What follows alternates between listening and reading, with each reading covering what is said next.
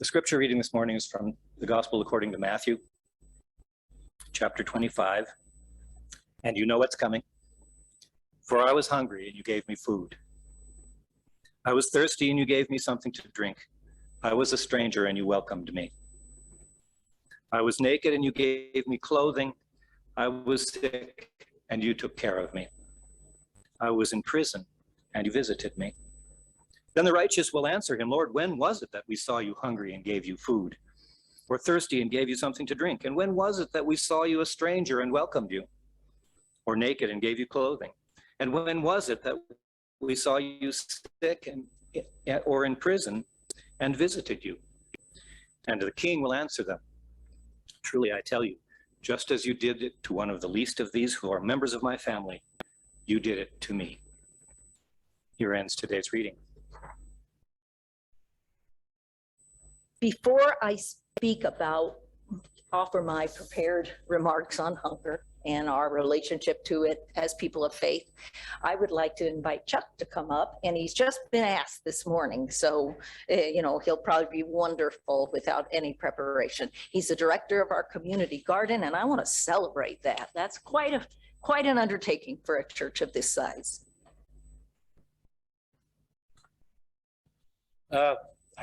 Since this is a time that we're thinking about food for our community, and one of the things that I heard from one of the volunteers at Community Table, local food bank, is that they love this time of year.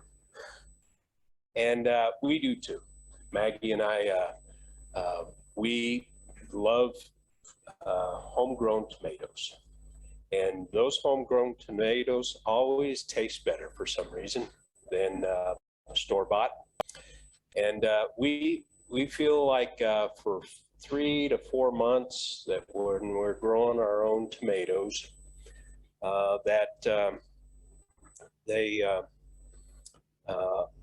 we're kind of like on a food desert the rest of the year, waiting for next season to grow tomatoes. Anyway, I wanted to just say our little community garden has a bunch of great gardeners there.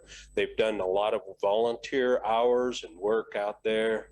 They've provided food for their families and friends, but they've also donated to the local food bank. Maggie and I have a couple of plots out there. We donate all of the tomatoes from 2 plots there.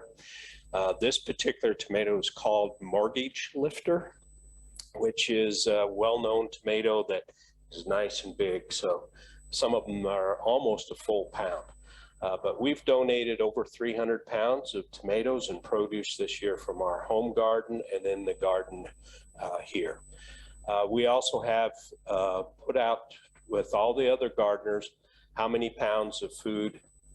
I haven't heard back from, but almost every one of them is donating some produce to the food bank. And that's just from this little garden. I mean, it's not very big. And just hundreds of pounds of produce that's actually being donated. So thanks to all the gardeners, and thanks to this community of churchgoers. This community garden is really a great place to be a volunteer. Chuck, can you just give us a quickie on the net? Oh, yes.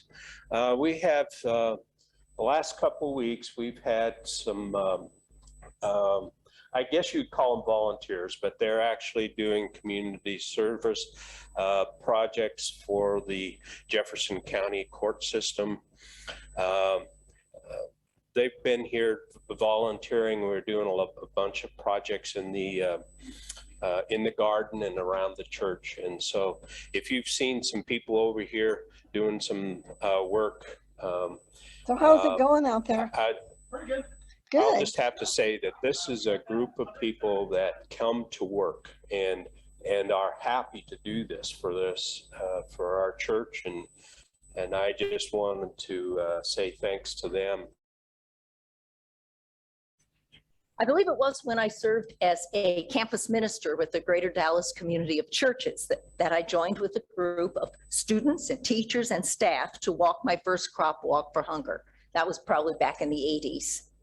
Year after year and later, with my own children, we walked this walk wherever we lived. But the crop hunger walk started long before this.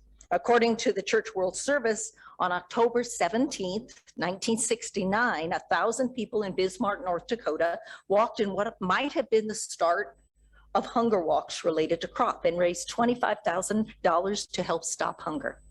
As far as we know, York County, Pennsylvania was the first walk officially called Crop Walk for the Hungry. Isn't that how it always is at the beginning? Something sort of starts and then it gets named and you don't know what the date is for when the beginning was. That was kind of true of our church as well. As far, and this event has continued continuously since 1970. Several other crop hunger walks occurred soon after, and before long, there were hundreds of walks each year in communities nationwide. Now, 51 years later, over 2,000 communities across the US join in more than 1,300 crop hunger walks each year. More than 5 million crop hunger walkers have participated in more than 36,000, what is all this statistics about, crop hunger walks in the last 2 decades alone. Many refer to the crop walks, and I think this expresses it best. I think it came out in the Los Angeles Times a long time ago. Referred to as the granddaddy of all walks for charity. Back in those days, there weren't a walk for this and a walk for this, but this was a new thing. When CROP began in 1947 under the wing of Church World Service, where it still is, which was founded in 1946, CROP was an acronym for, and most of you probably, I wonder if there's anybody out there that knows what CROP actually stood for. I forgot. Acronym for Christian. Oh, I've got it in my sermon too. Oh, good, Patty. Read your bulletin. Christian Rural Overseas Program. And its primary mission was to help Midwest farm families to share their grain with the hungry. This was in post-World War II, Europe and Asia. Today, this acronym has been outgrown, but CWS chooses to honor this walk's historic name, even though many forgotten what it originally stood for. It remains, its name remains. Crop hunger walks are interfaith hunger education and fundraising events. They are sponsored by Church World Service and organized in local groups by Church World Service all over the United States.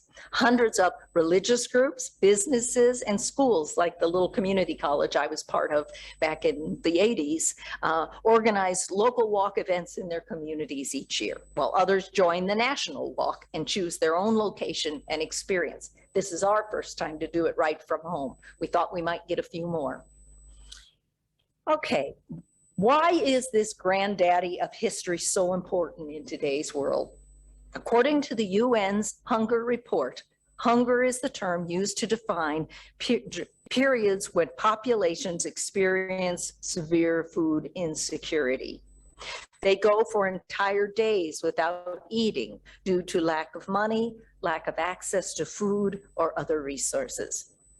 The group Action Against Hunger reports that though more than enough food, this is the key, more than enough food is produced in this world to feed the global population, as many as 811 million people still go hungry.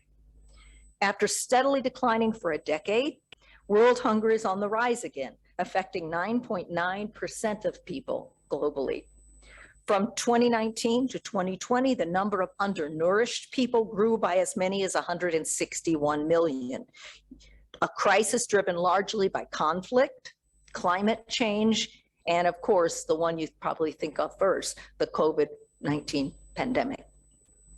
They report that before this increase in recent years, the world had been making significant progress in reducing hunger. In fact, in 2000, world leaders joined the United Nations as civil society in committing to meet 8 Millennium Developmental Goals by 2015, the first of which was to eradicate extreme poverty and hunger. Right now in 2021, more than 42 million Americans, including 13 million children, won't have enough nutritious food to eat, due in part to the effects of the coronavirus pandemic, according to Feeding America. But closer to home, they report that 1 in 10 people face hunger in Colorado, 1 in every 9 children. And that though many of us may not realize the grave disparities that exist in our own communities, people face hunger in every county and congressional district in Colorado. Who would guess that? Several years ago, a man in our congregation and a leader in the community researched and presented a program on hunger right here at our church, which shocked many of us. How many were at that? Carolyn and Jerry, were you at that? Suddenly we realized that these hungry people could be our neighbors or children in our own children's classes or even people in our own congregations. Feeding America reports that more than 48,000 Jefferson County residents are considered food insecure. Jeffco Eats reports 17% of kids in Colorado live in poverty. Now this is food insecure poverty. Jeffco East reports 17% of kids in Colorado live in poverty, and this number is more than doubled since 2000. And the number of children living in extreme poverty, which is below $11,000 for a family of 4, has increased 150%. If I said nothing else this morning, that would be the shocking piece. They describe that though the childhood poverty rate in Colorado currently remains just below the national average, between 2000 and 2009, the number of children living in poverty in Colorado more than doubled, rising faster than any other state in the nation. We can talk about what we think contributed to some of those things.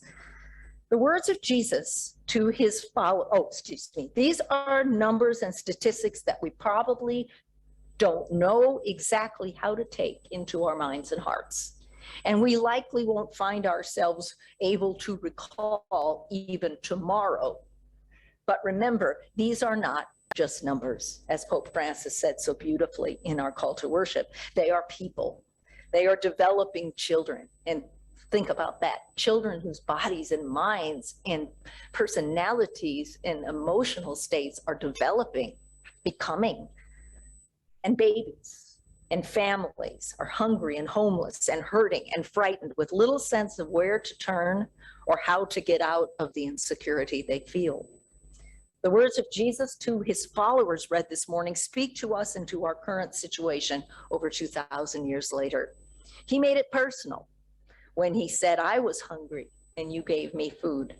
And the people were perplexed and asked, "When was it that we gave you food?"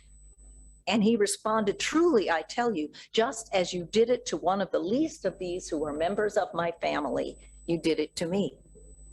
Many of us have heard this passage thousands of times. In fact, one fellow, a relative of folks in our church, had it in his funeral because that's what his life had been all about, was this passage from Matthew, "When I was hungry." But many of us, have we really taken in the meaning? Choosing to feed our neighbors is not just a well-meaning option for those who walk in the faith of Christ. Feeding our hungry neighbors who are members of our family is the way to serve God. And it is complicated enough when we just imagine this way as offering charity. It gets more complicated and a little more conflictual when we are called upon to change the structures in which we live as communities and as a nation. That's where we take political positions and we divide up into sides on how much should be taxed and what our taxes should be spent on. And we turn our heads and our hearts away from those in poverty. We make them invisible in our lives, as a sign that Maggie showed me of one homeless person said, "I've become invisible. I feel invisible to all of you." I cannot tell you how many conversations I have had or witnessed, where am I? By well-to-do folks who admit they don't really know any poor people. I mean, literally.